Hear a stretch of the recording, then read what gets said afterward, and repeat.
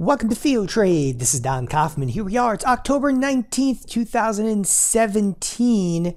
Happens to, of course, be the 30th anniversary of the 1987 crash. I'm sure everybody has heard that by this time in the day. Let's get right to markets here. We've got about 12 minutes to go to the cash close. The S&Ps are down 2 right now, with the Nasdaq futures down and off about 0.5%. 30-point move inside of the Nasdaq futures. You know, I looked at this morning. In fact, I set alerts each and every evening. And by alerts, I mean to the S&P futures. And if the S&P futures move more than about 10 points higher and or lower, which, hey, recently they haven't necessarily done, right? But if the S&P futures move more than 10 points higher or lower, you know, the alert actually beeps, you know, even in the middle of the night. I set the alert. So last night, middle of the night, you know, you get woken up, you look at the alert and you're like, oh, you know, I woke up this morning and thought to myself, I think it moved. And then, of course, we're back to a lot of the same, which is the dip buyers once again kind of rule the day. You know, for a moment, I'm a very analytical trader. I'm extraordinarily into mathematics and more of the quantitative side of trading, but you have to sit back from this for a second and kind of appreciate what you're seeing. And from my perspective, that's a marketplace that is lulling everybody into this false sense of security. And that just happens to be, you know, you see this a couple of days in a row where, hey, we tried to sell off. You know, I used the old Seinfeld episode there. I think it moved, but in the end, we're down 2 right now. It's not just, you know, lulling people to sleep. This false sense of security comes out of this, that there starts to become a belief amongst traders that every single dip is going to be bought, of course, until it's not. And what I'm going to try to do is to explain to you, first of all, a couple of areas that I think that you should see that are some fairly significant amounts of risk, and then recognizing this, okay, in your own trading. Like, I am concerned for any clientele of any brokerage firm out there that are heavily long this market, okay? When you woke up this morning, and if you didn't look at markets this morning, that's fine, but if you think about where we were this morning, was having seen the S&Ps traded down to 2542. And if you do wake up on a day-to-day basis, you either glance at your mobile device or glance at a screen, you know, you probably caught the markets maybe somewhere down in this 2546 range. Did you look at any of your positions at that point in time? You know, what was your P&L looking like overall?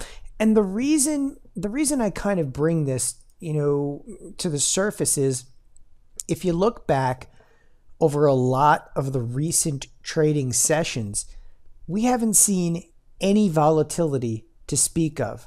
Not a sign of it, again, anywhere. What I just pulled up here happened to be none other than a 30-day kind of 1 hour. Well, here goes part of that much more quantitative side of me. If you look, again, in any given period in here, all right, we don't have anything even close to even a 1% move in markets. And this morning, okay, and now we're coming into this morning's trade. This is the overnight trade. We bounce back up over here. This morning, this isn't even, you know, a large drop. It's not even close to a large drop on a percentage basis. All right, what did we get out of here? Almost 20 points. Again, you're about 0.8%. And you have to recognize, and again, here I go much more into that, you know, quantitative stance. You have to recognize, like, a 1% move in markets is nothing, right? You don't even start getting to what we term statistical significance until like a 3% move. And, you know, when was the last time the market even moved 3%? You have to go back to November of 2016 to see that. Nevertheless, now in today's market, you know, in the S&Ps, it's a $2,500 market. It's a 25-point move to even achieve 1%. And the reason that I ask, did you look at your portfolios this morning? What was your P&L like? Okay. And did it make you a little bit nervous? Because you have to look at this move is just kind of a shot across the bow. It didn't mean anything necessarily today. Oh, they bought the dip again. That's great. But again, stepping back from some of the trade that you're seeing, there's a few things you have to recognize. One of them, and I think the biggest one being, what's your risk? If this made you at all nervous today, whatever your positions are, if this made you at all nervous today, that was your warning, okay? That, and I don't think you're going to get too many of those. And again, I'm not, here to proclaim we're going to fall and fall hard, but the reality of this business, okay, is not to see markets, okay, rally up every single day. That's just not the reality of the business. And moreover, it's not to see the markets trade in such an incredibly tight range. So I think that this is a good warning shot, again, to wake you up, and say, hey, am I comfortable with everything I have on? Again, long or short. Getting back to the idea, you should expect 1% and 3% moves. S&P is moving around 25 points in a day, easily. 50 points in a day, no problem. It's a 2% move, okay? And you get lulled to sleep over here. Next, I'm going to come down to the Nasdaq. The Nasdaq had a little bit of damage done today. It's about 0.5%. But the area, and again, here I go back into more of this, quantitative, much more into the analytical side of trading. Yeah, the Nasdaq is down about 0.5%. But what we term the monsters of tech, and it's just a term, I call it the consortium of large stocks that never should have gotten to this price in the first place, but it's Facebook, plus Apple, plus Microsoft, plus Google, plus Amazon. Yeah, we added them up in here. But if you look at this, they're down a full %. Now, that's starting to get a little bit, okay, more alarming. Again, from the standpoint of, yeah, you have the Nasdaq only down 0.5%, but the stocks that have really been driving a lot of the Nasdaq are down a full %. So in the Nasdaq, in the coming day or two, you have to recognize that you already have, again, kind of a leg chopped out. So everyone is asking me, by the way, as I'm speaking over here, I'm seeing out of the corner of my eye, wild move into the close, into the bonds. Now, recall, you're going to be watching this in the evening, okay? The largest move that just happened, okay, in the S&P futures was overnight. And we're seeing the bonds rally right now into the close, which is a little scary over here. All right, so kind of onward and upward here. So the Nasdaq gets whacked by 0.5%. You've got, again, your monsters of tech down a full %. One of the things that I keep getting questions about, they go, well, when are we going to know if anything is going to become bigger? One thing you really want to look at a cash open. Forget about maybe what happened last night. Last night, Hong Kong market really kind of imploded. It spread a little bit here into the US futures, took them down. Obviously, the futures rallied back up. A lot of news, a lot of jitters inside of Apple as well, which is down about, 2.4%. But if you really want to know if things are going to get serious on a trading day, look towards, okay, and this is the S&P 100, not the 500, but the S&P 100 advanced decline line. And you can take a look at this, and right now it's 60 advancers, 40 decliners over there. For the most part, what is it? It's just trade that's all over the place. And effectively what this is saying, there's no correlation. If markets are to be ugly, if we're going to have this hideous day, out of the gate, you're probably going to see 80, 85 decliners. Okay, this morning, we were nowhere near that. And it's literally in the first 3 seconds of today's trading, okay, we identified that the advanced decline line was not seeing full-blown correlation. Now, again, back to, and that is a much more, analytical side of trading. It's identification, again, of advanced decline line.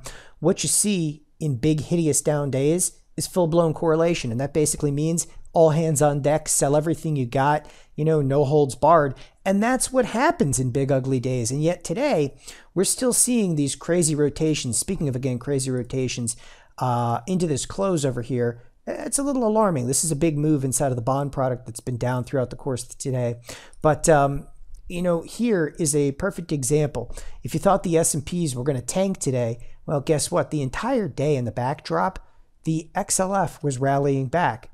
What's strange about this is the XLF was rallying, okay, as bonds, okay, happened to be rallying also. I mean, the bonds have been up. They're up 20 ticks right now into the close over here. So the bonds have been up the entire day. It did not negatively impact the financials. It basically means people are out there buying them regardless. And that's a little scary. Now, one last area I want to talk about here. And this to me is just more or less disconcerting at this point in markets. Again, the big takeaway today is we just saw, a 10, 12 point move in the S&P futures, and people started to get a little bit sketchy about that. A 10 or 12 point move though, okay, is nothing. I mean, we're not even talking at that point, but a 0.5% move in the S&Ps. And here we are rallying back, and you just get drawn into that. Now, the disconcerting area. The disconcerting area is not only are traders getting lulled to sleep, but take a look at the options here in the SPX. I mean, the SPX, it's a $2,560 product. It's like the granddaddy of all the products out there. And you have to look at the implied volatility. This is like the VIX 8 days from now. And I'm just looking 8 days out. It's to next Friday. And I just want to show you that the VIX basically, all right, and yes, there's a VIX. The VIX measures 30-day option volatility. This is like a VIX, but just for the next 8 days. It's all the way down to 8%. Okay, so it's down to 8%. You're like, oh, okay, so what does that mean?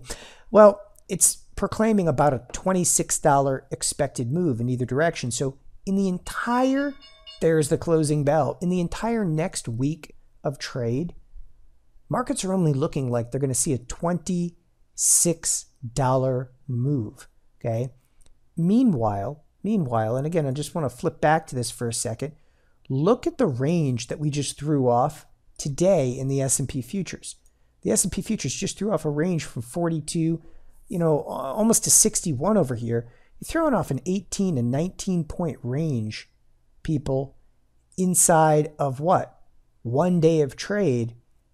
Yet the SPX for the next 8 days is only showing a $26 expected move. I'll give you something even crazier.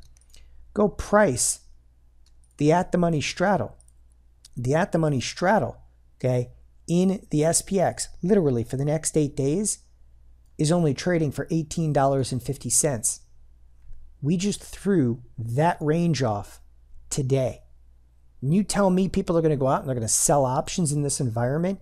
It's insanity. Okay, I know it's earnings season. There's all kinds of stuff that's going to happen next week. There's news-related events. It goes on. And yet the straddle is trading for $18.60. Recognize, again, what you're seeing here, because the historic portion of the markets isn't the rally to epic proportion. It's the fact that right now, look at the myriad of risks that are being thrown into the marketplace. It is remarkable what's going on inside of the world. And 8 days from now, sure, it includes a weekend, but that doesn't matter. It still has risk. 8 days from now, we're looking at the money options with a 5.5% implied volatility, with a 6% implied volatility.